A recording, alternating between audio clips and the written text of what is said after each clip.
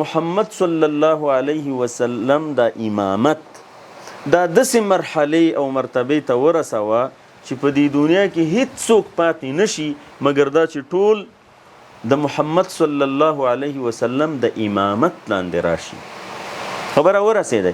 اللهم صل على محمد وعلى آل محمد كما صليت على إبراهيم كما صليت على إبراهيم. يهودا نصارا دا ټول دسې کا چې د هغوی زړونه مایل شي او د رسول الله صلی الله علیه وسلم نبوت ومني.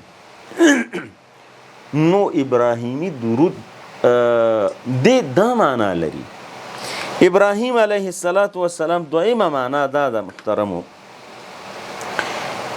چې ابراهیم علیه السلام باندې چې تا څومره پیرزوینې کړي دي او څومره مهربانۍ دي په هغې کړي دي، محمد صلی الله علیه وسلم هم همداسې ونازوه.